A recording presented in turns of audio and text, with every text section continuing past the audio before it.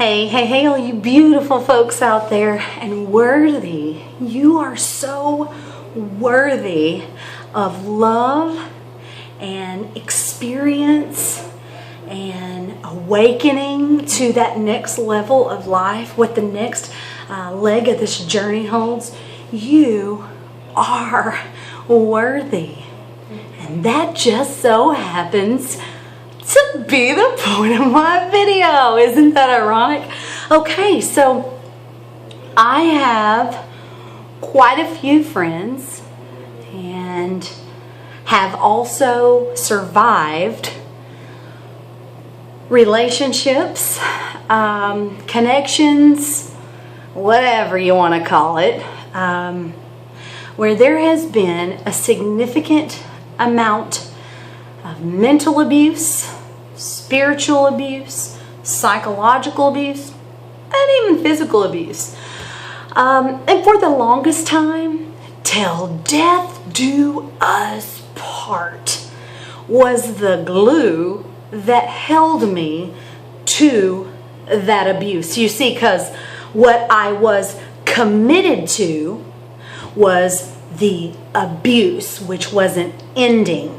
And what I'm finding is that a lot of my friends, well, I wouldn't say a lot, just some really vital people in my life are committed to abuse. You see, I'm going to mention God here, so those of you who don't really believe in God, it's okay if you want to kind of do this la la la thing, or if you just want to accept me for my viewpoint, that's cool too, because I accept you for yours, so I appreciate you doing the same for me. You see, the way God designed us is not to abuse each other. And you've probably heard that you were born bad, and that your husband and wife and girlfriend, that they were born bad, and that the reason why they don't know how to stop abusing you is because they don't they haven't come to a place in their life where they've said an XYZ prayer and accepted God into their heart. Well, the tiny issue that I have with that is that God created them. It wasn't like he was just like, poof, whoa, we've got sperm, we've got egg. I sure in the heck hope that one day that they ask me to come into their heart. No, not how it works, folks. He actually created them in love and light, and in them there was no darkness at all. We've been told that we were born bad, and that the only time we become good is when we say that prayer. But the reality is we were born good and we learned how to be bad. But still, in the core of who we still are good because he's in there. That would be like me trying to separate my son Justice and his DNA from the DNA that I contributed to him. It would be as if I created him inside my womb, right? And then I gave birth to him and stripped my DNA out of him, and then hoped that when he hit the age of accountability that he would then want to be my son. That's not how it works, folks. We were born from him. We were born by him. He has a hand in who we are. And the parts that go awry are simply our forgetting our nature. So for those of you who are allowing the abuse because you believe that it's what God wants for you, I want to remind you that God absolutely does not in any way, shape, or form feel okay about you being abused. Nor do I think he blesses it. Now, I know there are lots of people out there who can give a testimony that they stuck by their husband's and wife's side, and then years later, when they decided to stop beating the crap out of them after they went to a church service and walked down an altar and said some fluffy prayers and cried some tears, that they flipped to the other side of not being an abuser anymore. That's the minority, by the way. That is not how the majority of relationships work out. I want to encourage you that if you are in a relationship where you are being screamed at, hollered at, put down on a daily, minute by minute basis, if someone is putting their hands on you, even if it's just shoving you up against a wall and getting in your face, if you're out in public and they are spouting little things at you under their breath so that you will feel insecure because maybe other folks are looking at you in a desirable way, and that's making your spouse or your significant other uncomfortable and insecurity because they've got, I'm not going to go there, because they've got issues.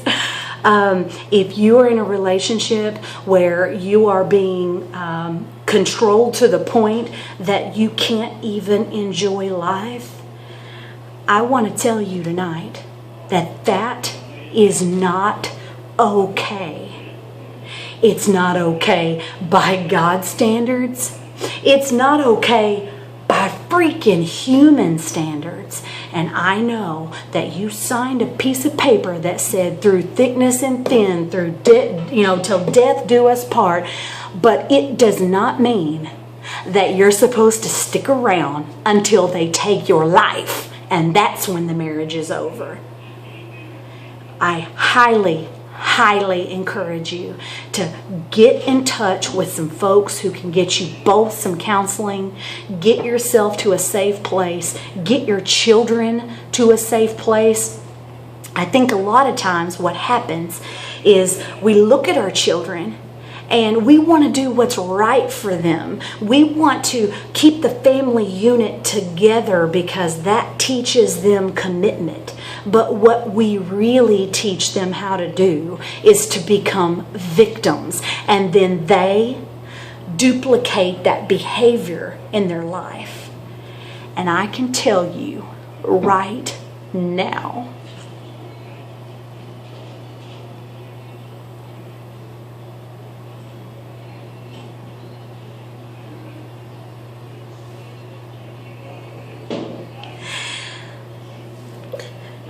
I really wish I could go back.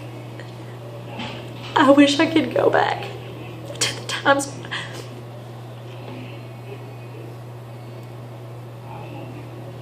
times whenever I thought I was doing the right thing by my children. So I stuck it out. But really all I did was teach them how to duplicate a victim mentality.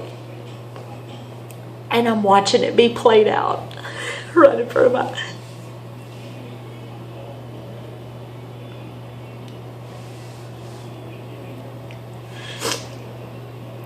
Sorry, y'all. Right in front of my eyes.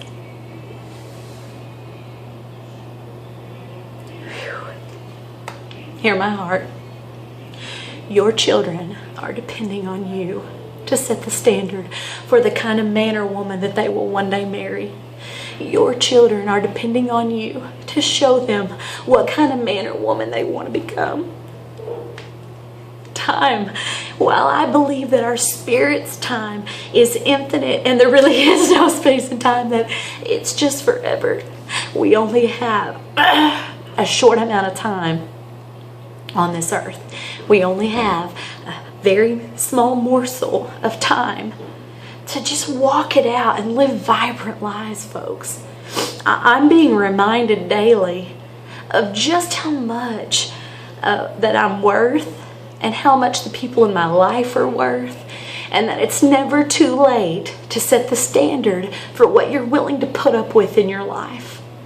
And if you don't have kids, do you know, whenever I was 20, I thought I had it figured out. You 20-year-olds, you listen to me, I thought I had it figured out. I thought I had tons of time.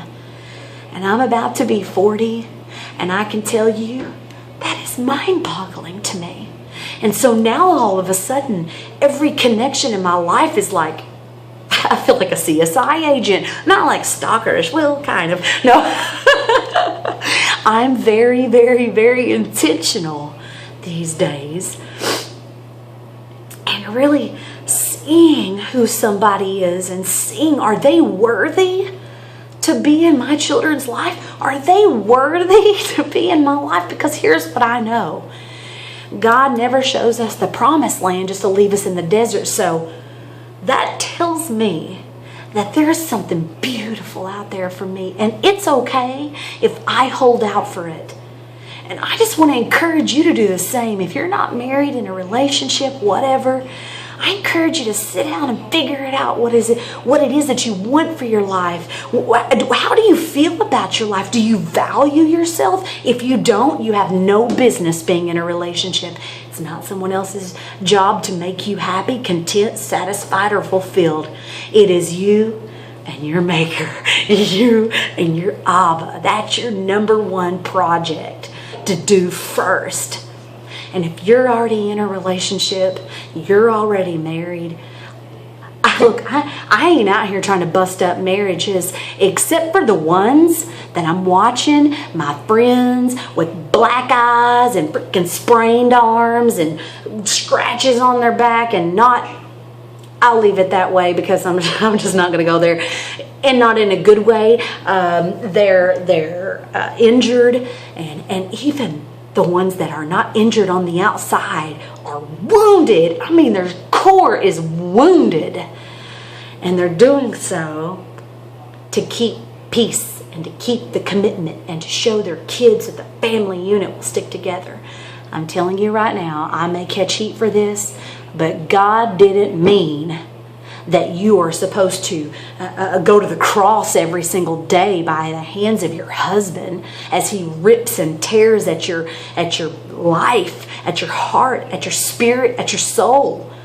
He never intended that your gentle hands would be freaking nailed to a cross by the one who states they love you. And he never, ever, ever intended for the crown of abuse to be shoved onto your head and you're supposed to just sit there and take it. He's already taken all that abuse and he's taken it upon himself to show you how much you are loved and cared for, cherished and valued. And he does not intend for you to do that in your marriages, relationships, friendships, connections, whatever.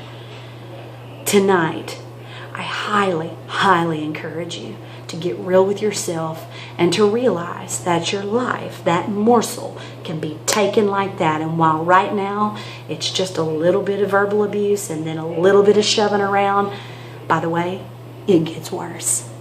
Trust me. I love you so much. Hear my heart. Rock out the rest of your night.